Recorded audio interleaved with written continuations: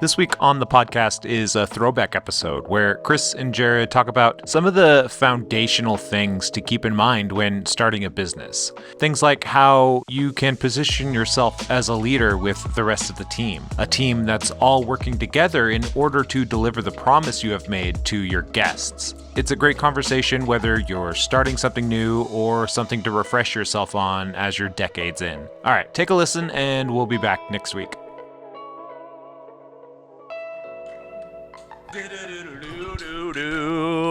La la la la la la la la la la la la la la.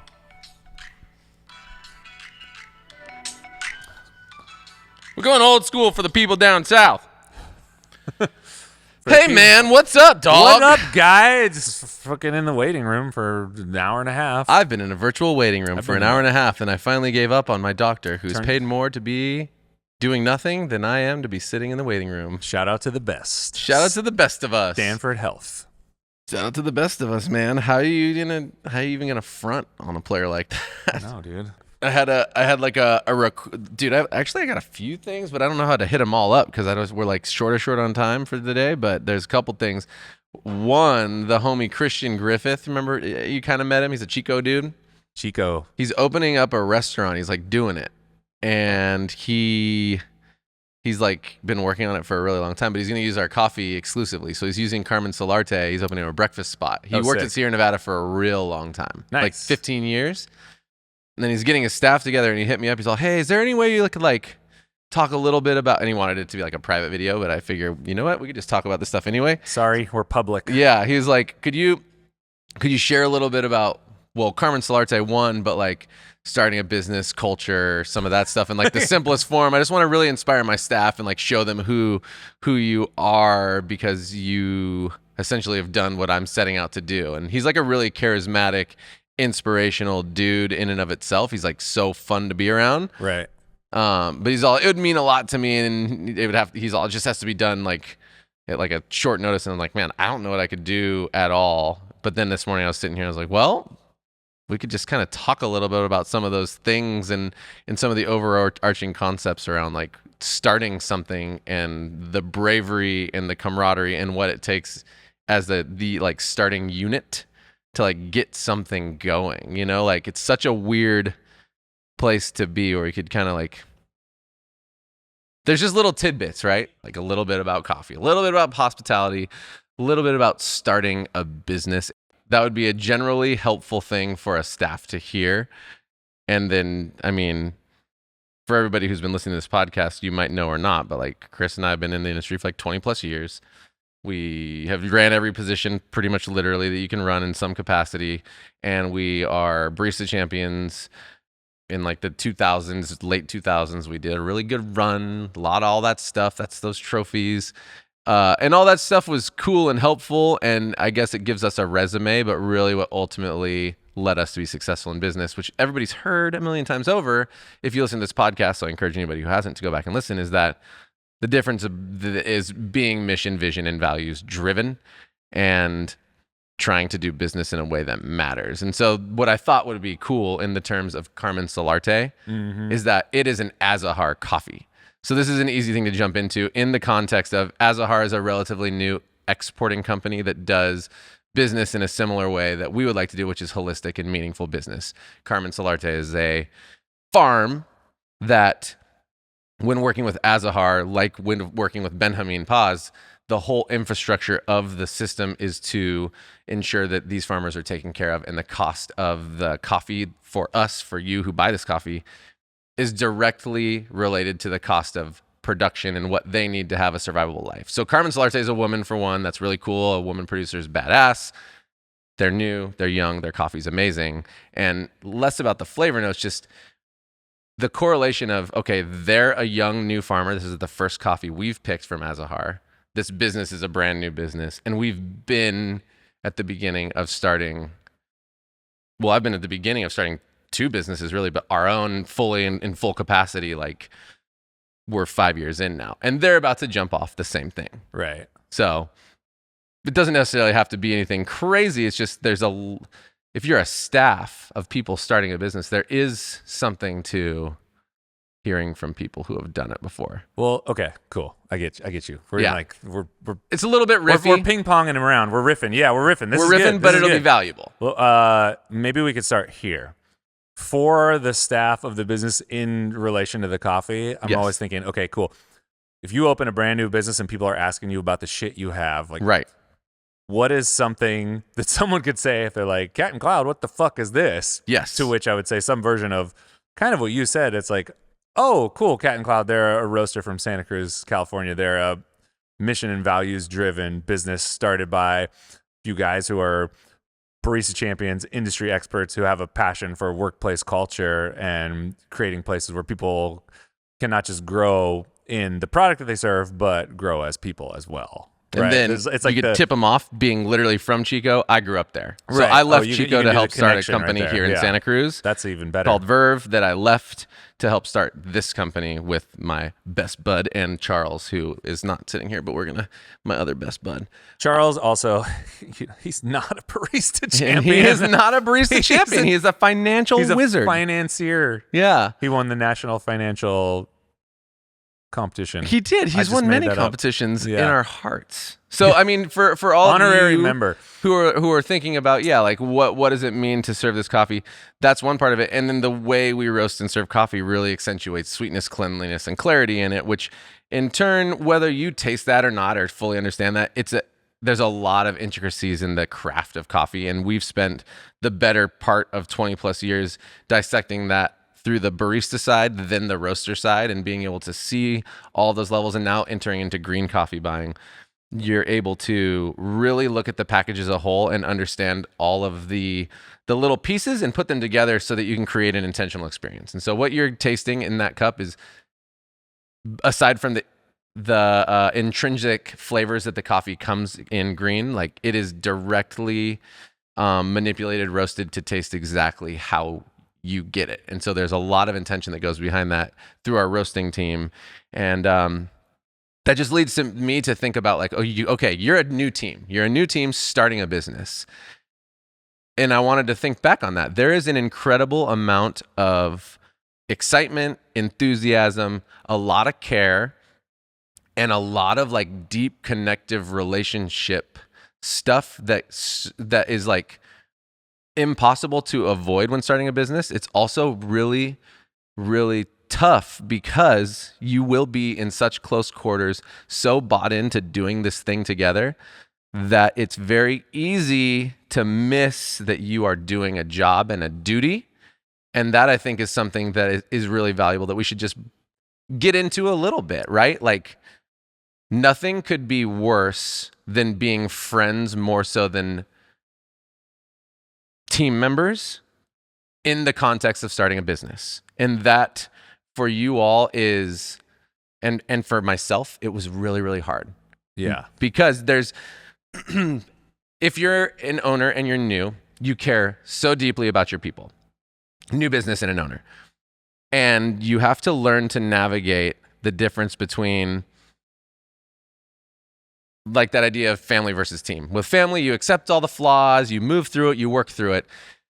A team can't afford to just ignore all the flaws, ignore all the imperfections. You have to work together to do your very best. And the business physically depends on it. Your job, whether it's important to you or not, depends on it because the owner of the business has to pay the bills, has to progress the business so that they can progress you and themselves. And that's something that is taken for granted a lot of the time. And oftentimes business owners take advantage of their team members / employees because of that too. Here we go. And that's where Christian is not going to do that. I know that for a fact. Christian, you're fucked, bro. But this is probably one of the hardest over things for to you. overcome is that core group of starting the business is going to be so personally involved that you have to learn to toe the line and be professional in the context of that. And I think a lot of that depends on your personality. Right. Like you're much more prone to go down that road than I am. And like you were really good at you not could doing see that even in day-to-day life, right? It's Yeah. like you give hugs and I shake hands. Yeah. It's like I don't want to fucking touch you. I don't want to be close to you. I bond with people really well through shared experience, and like if we work hard together, that brings me closer to you. I don't need to have the other stuff. It's not as important to me. Yeah. Like I'll hug my close friends and that's about it. Yeah, for sure. And then it's on the leader to set the tone. Yeah. And then it is really challenging because when you have something that you're really excited about, what do you want to do? You want to share it with other people, right? You You're want to proud bring of it. people into your excitement. You're excited for what it is. You're excited for what it could be. And if you are a business owner, which means you're someone who takes action on your ideas, it's sometimes hard to bottle that up. In fact, everything good happens because you don't bottle it up, right? Right. You're telling people about it. You're Yes. bringing these experiences to people.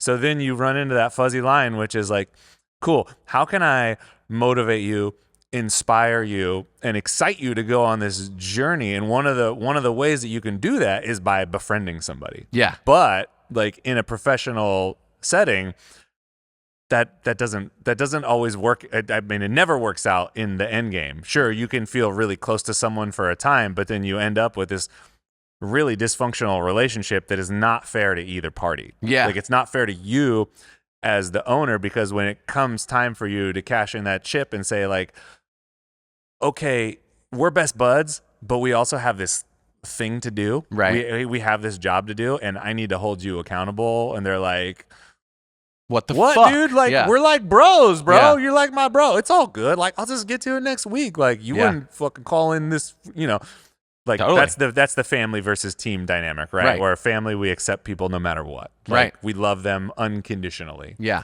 Um, That becomes we have that becomes much a more challenge. tolerant. And then with a team, it's like teams hold each other accountable. And I think this is where sports analogies work really well. Right. If you're watching any kind of professional sports, when someone on the team fucks up, somebody else is letting them know. Right. More than one person is letting them know. There's a coach that's letting them know. The other players are like, dude, what are you doing? Right. Like, and it's not out of hate. It's not out of spite. It's It all out shouldn't of be. love. Yeah. Because everybody on the team wants the same thing. Right. We're here to win. We're here to perform. And that's where you have to be really careful as that business owner to set up that contract in a way, because it is a social contract where It it's is. like, okay, cool. Being very clear about this is what we're working for. This is how we're going to get there. This is why we're doing it all, and packaging that in a way where it's still inspiring, Yes. but there's this buffer zone of professionalism. There's accountability and direction within it, accountability right? and direction is it's a great way to put it. And yeah, to tame that down is, you just have to be really intentional about it. Right. So there's a couple things that are going to be true about starting a business, and I'll use what I think I know about Christian in this business, right? Being a restaurant, breakfast brunch restaurant, which I'm really excited to go to when I go visit Chico. So shout out to it's called Deja Vu, I believe. Deja vu? Yeah. And Who? here's the thing. You as a business owner, and you, Christian, right? You do not have to be the best at everything in that place. To all the people who work with and around Christian, you are hired to be amazing at what you do. The thing that business owners need to be is exactly that: the coach, the play calling quarterback, not the physical quarterback all the time. The person who understands this is our vision, this is our quality, this is our value system, this is what it feels like, looks like, and is like to be here. And then all of the people who come alongside that get to own and should theoretically be very excited in playing their part to make this overarching thing, a restaurant or a business, work. And I think that's something that's extremely important for people moving into leadership, and or people maybe currently who are business owners who feel this the self-conscious vibe that I've for sure gone through, where you have to be the best in your business at everything or nobody believes the business is worth following. That's not true. Missions and values and direction are what matters, and the clarity around what it needs to be and the problem solving to get there are the things that are the most important for your leaders to be able to lead, along with obviously interpersonal communication skills and feedback and accountability and some of those soft skills that we like to teach at our company. Yeah. But things that I want to put on the table for anybody starting a business, anybody running a business, is that the job of the owner is to ensure, or the leaders in general, is to ensure that you're all moving in the right direction and that people are able to be better. That doesn't mean, for instance, that I should be the best chef in our company just because we have a kitchen. At the same time, that shouldn't negate the involvement, the belief, the engagement of our chef because I'm not a better chef than they are. Like it's something that I think is easily in the human mind overlooked, right? Well, you have a circular toxic death loop. You could have one, right? Which is, I was treated poorly as an employee. I also had a boss who never showed up. Therefore, I talked a lot of shit about the boss. I'm working really hard. What the fuck is the boss doing? Mm-hmm. And, there's two different kinds of bosses in that category. There's the boss who, well, there's probably three.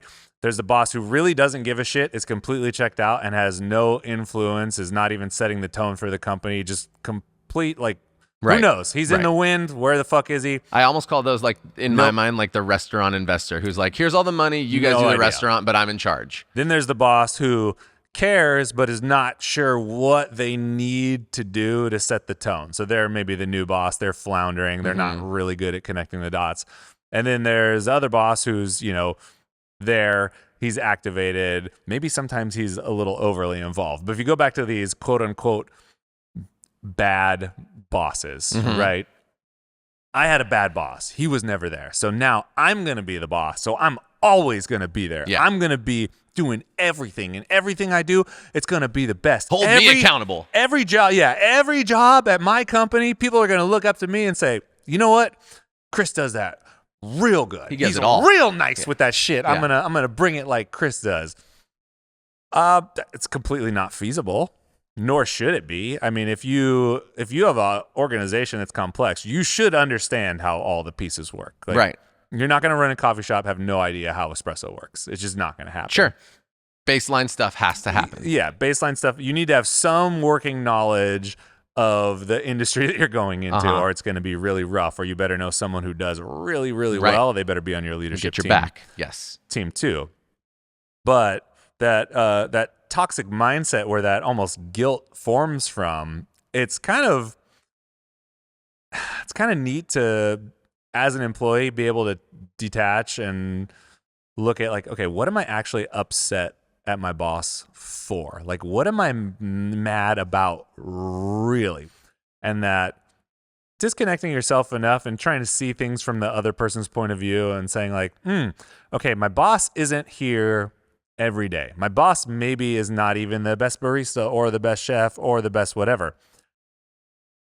That could be because he doesn't give a fuck about anything, or that could be because he's doing these other things that allow this thing that we have to thrive. Because, which, get ready, if you're starting a restaurant and you're a single business owner, will have to happen. Yeah, because for every, input and output that you see, there's a system that supports that input and output. Right. And most people think about those systems in the base level, like, oh, cool, my boss does payroll, he pays rent, he fixes shit that goes wrong, which those in themselves are not super easy for the new business owner. Simple to say, a lot of fucking time. And then driving to the bank, being on the phone just for that. Yeah, and then there's all the other intangibles that come along with setting up the culture of the business that doesn't necessarily have to do with being on the floor. It's like all these moving parts. Like, we were doing job descriptions this week, right? So writing job descriptions, like, that's one aspect of it. The second aspect of bringing in is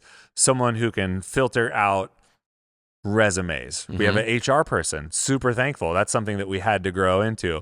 Third part of that is calling people back. So in our system, we can kind of guide the vision and say, okay, cool, a job description should look like this. It should be inspiring, it should be engaging, it should be fun and interesting. And our HR person can say, okay, cool, yeah, that's awesome. We're going to make that happen. They can take that, post it to Indeed, post it to Facebook Marketplace, post it to wherever it needs to go, post it to our website, ditch it to the web dude to put that up on the website. They can bring in resumes. They can filter through all those resumes. They can take relevant resumes, hand them off to the team leaders who are looking to hire in those departments, and then the team leaders can call. When you start a new business, that whole situation happens with one person, and that's the boss or the owners of the business. Totally. They're doing every aspect of that. So we have our team leaders, because we are having a little bit of a labor crunch, saying, hey, it's been really challenging to get people in. It actually takes so much fucking time to hire people. It's not just the training. It's being on the phone with people. It's looking at it's all of those things. And when you're just getting started out, one person is doing all of that, and Right. it is not you. So It's kind of crazy when you look back, right, and say, we started with a website. We started with the Instagram, which kind of everybody did at the time, but still, we started with a website, an Instagram, a Facebook. We blog, started a a blog, podcast. our podcast. We had a roastery and a cafe all at the same time at the beginning.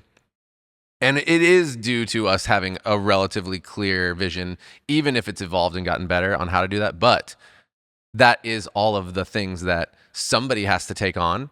And there is a lot of intricate work and detail to that. You know, it was like, cool. At that time, I was in charge of a lot of the hiring. You were in charge of the web and the roasting. Oh, fuck, it was crazy. Charles was running our books.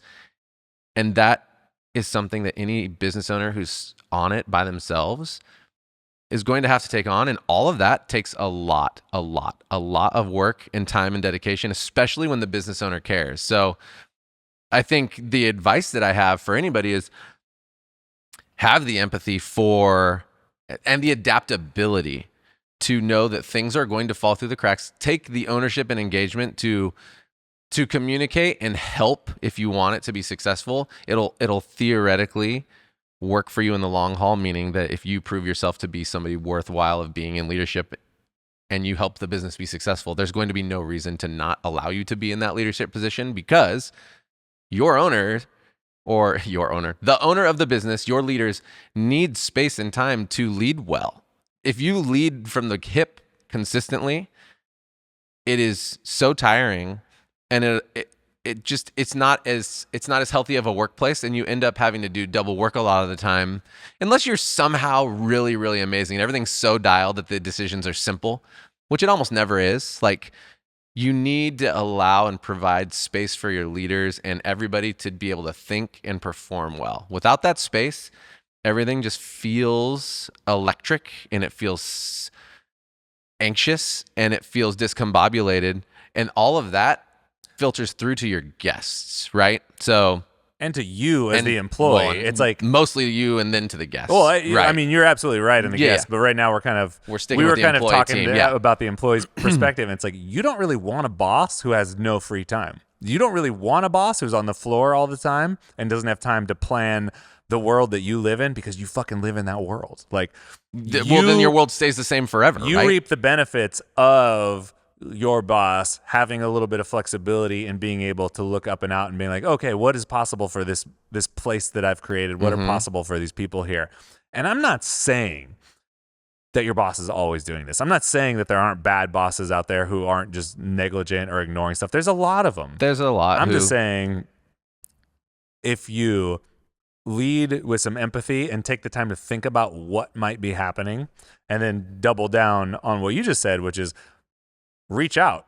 Can I contribute? Whether or not that gets you promoted to a leadership position at this particular job, because you might be working in a really shitty job, that doesn't even matter, because you're practicing to be the kind of person who is useful and helpful, and that is something that's going to serve you no matter where you go. Absolutely. If you can show up to a job and be the person who's, hey, I know we're doing this, and that. I see you're doing this, that, and that over here.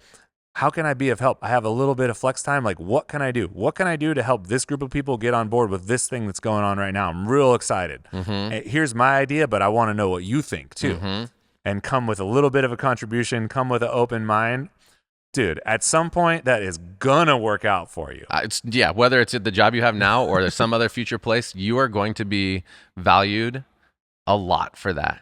Which brings me to another thing, which can seem like a double-edged sword, but really at the end of the day is going to be the key to success. Is owners trust your team to be able to take on things. Don't try to take it on all yourself, because you're unwilling to trust or allow for imperfection in the process. And when I say a double-edged sword, what I mean is this: if you use that opportunity to give the power and engagement opportunities to your team without being involved at all, that's the double-edged sword, meaning your team can inadvertently take your company or your communication or your team to a place you don't want them to be.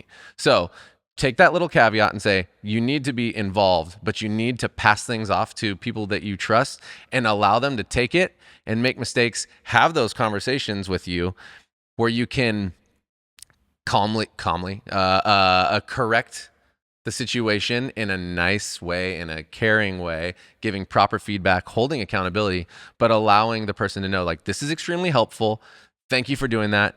90% of the way there, tweak this, keep going. Let's check back in a month, 2 weeks, whatever. So to anybody who's a business owner, if you're not able to trust your team, you need to first either look inside and ask why you're not, or after you figure that out, look outside and say, why do I not trust this team? Because maybe you have some people on your team that are the wrong fits should you be in business already. At the beginning, I think that's one thing that did allow us to move, even though we experienced frustration and stress because we were under involved in certain areas and we had to work through a lot of those issues. The reason we were able to move as quickly as we were was the trust that we put into people, and we allowed them to do a lot. We know in other podcasts, you can go back and look, that we were overly, not trustworthy is not the right term. We were overly empathetic, and we stayed too far out of the way for too long and kind of ignored things that we didn't like instead of just being upfront. And that's kind of where I'll circle back to where we started. It is really hard at the beginning when you feel so close to people because it's easier to feel like you're hurting feelings. And so to throw it out there again, if you can establish from the beginning, we're going this direction, I'm going to be with you in it, I'm going to be correcting you in it, we're going to be correcting each other in it, and we're going to hold each other accountable to hopefully a real clear set of goals, whether it's the food looks like this, the food comes out in this much time, the drinks look and taste like this, the restaurant is clean like this, and it's set like this. Like, you set those things together, you can pass off certain things with an agreement of this is how we roll. And we did a fairly good job at that, but that's where it can kind of go off the rails. We got wrapped up in our people before we put our people before the mission and vision of the company. Absolutely. And we convoluted the two. We kind of brought them together where it was kind of this unofficial vibe of that the people are the mission. Right. And as long as the people that are with us are happy, that is us living the mission. Mm-hmm. And that really hamstrung us. And we didn't know what to do. We were young. learning because we had some of that same empathy. And it started off with a good intention, which is, okay, we're going to be the bosses that we never had. Sure. We're going to be the bosses that we wish we had. Yeah. And we're going to be the you got it bosses. The shitty part is that we didn't know how to do that, right? Like we have an idea of what does it feel like to be a good boss? But since we've never been in that position, it's kind of like this guess and check, and we let our emotions of like the negative emotions that we had associated with work prior drove a little bit too hard. So it's kind of like this, can't let anybody down, got to keep everyone happy. Yeah. And we ended up with the positive vibes era of Cat and Cloud, which didn't pan out. So like while we had good intentions, we just we just couldn't connect all the dots. And we had misplaced markers of success. Absolutely. And as I talk about this, I feel like I'm struggling because I almost feel like we talk about the same fucking thing every time. It's just repackaged, and maybe that's true, and maybe that's okay.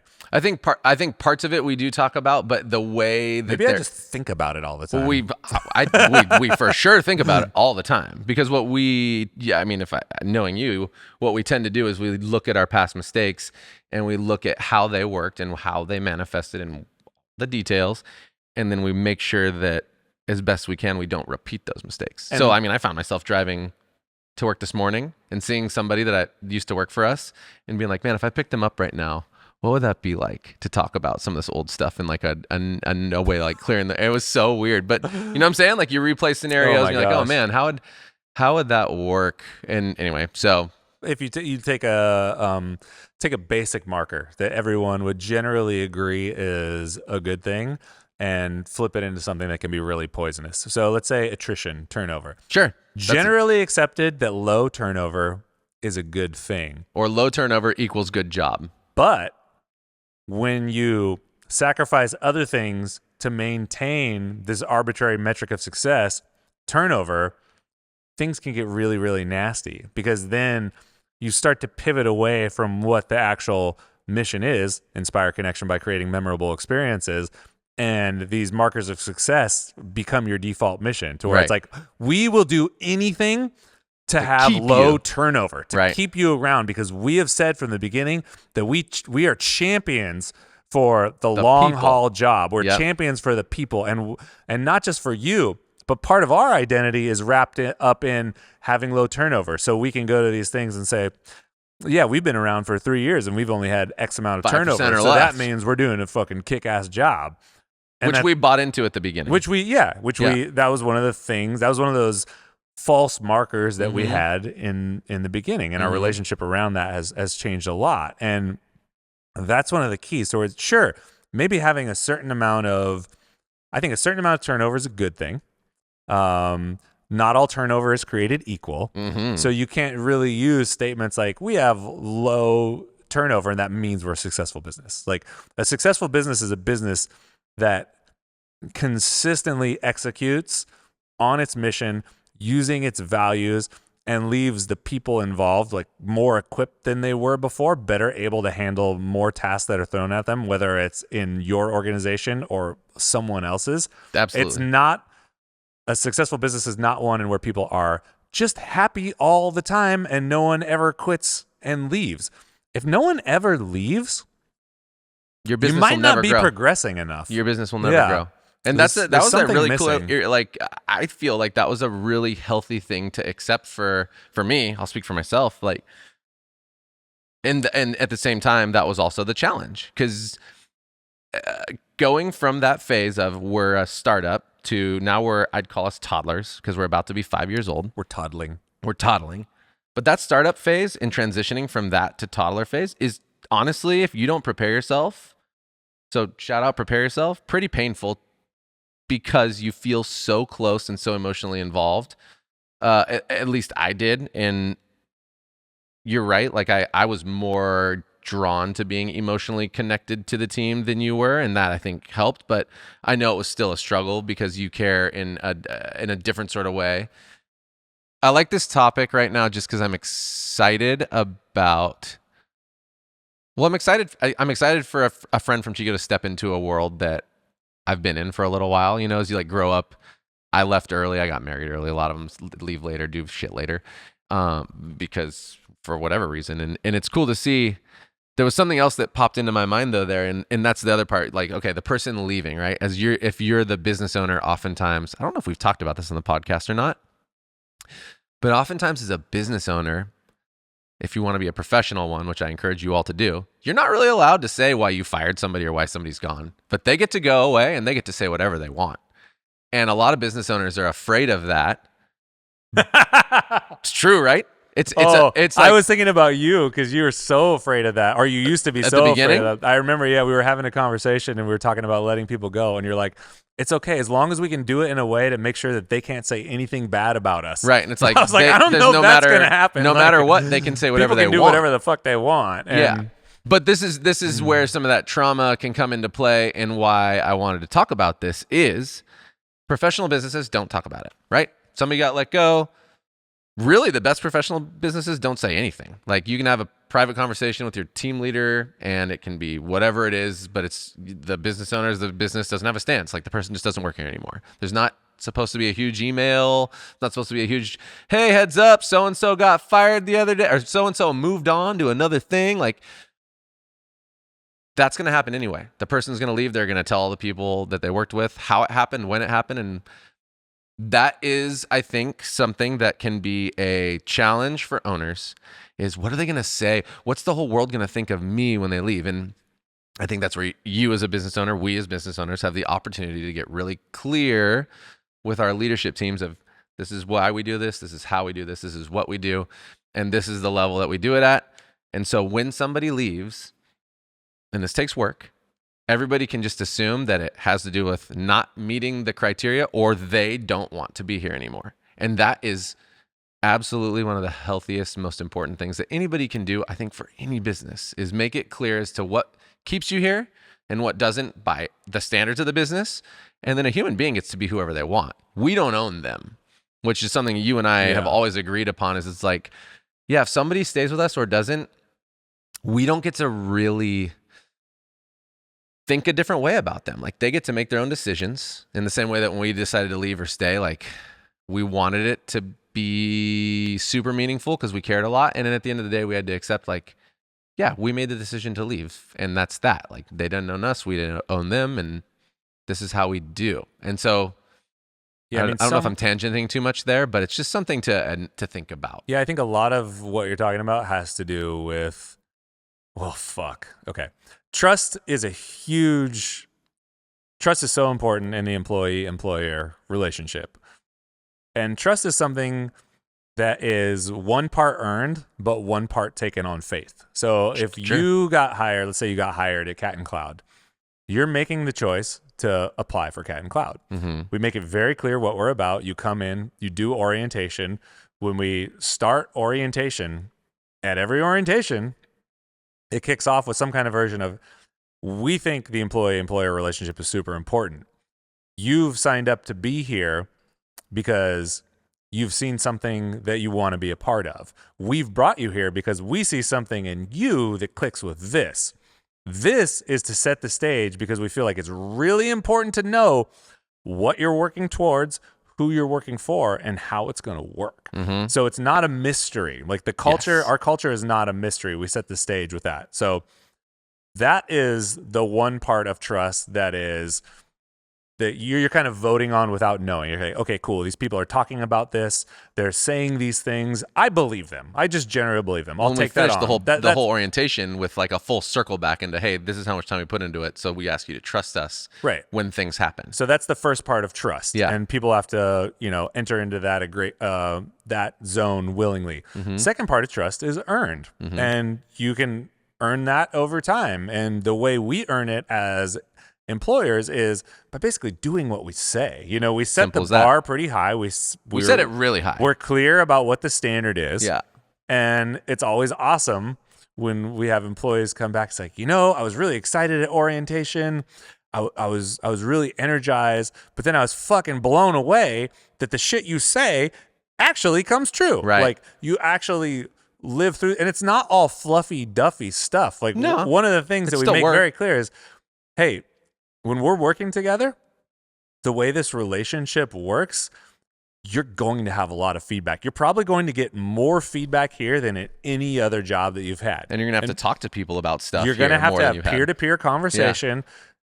Yeah. And we get that that's not super common. We get that it can be a little bit challenging. So we're going to walk through it with you, but expect it. Not all feedback is good or bad. It's not positive or negative. The goal of feedback is to help push our mission forward and to help you grow as a professional. So sometimes that feedback's going to be really nice and fun and you're going to enjoy it. Sometimes it's going to be a little bit challenging because it's going to point out some shortcomings. It's going to be some stuff that you got to work on. Mm-hmm. But expect it. It is coming. It is coming. There's no way you're not going to get any. Winter is coming. Winter is coming. That's a good way to finish this. So anyways, Christian, team over there, Deja Vu, and everybody else who's starting businesses, who's trying to do good work, I hope that was helpful in some capacity. I know you got a lot to think about now, but I hope you enjoy that Carmen Solarte. Wink, wink, wink, wink, wink. Thanks for the time. Hey, that's the end of the podcast. Thanks for listening. I know this is the time, the shameless, classic, we need your help, but we do want to get our message out there, and we do want to share this with a lot of people. So if you could share this with others, you could subscribe, you could rate, you could review. It would greatly help us as we continue to push through not only the YouTube as it's fresh, but also the general podcast as we took nearly an entire year off from doing it.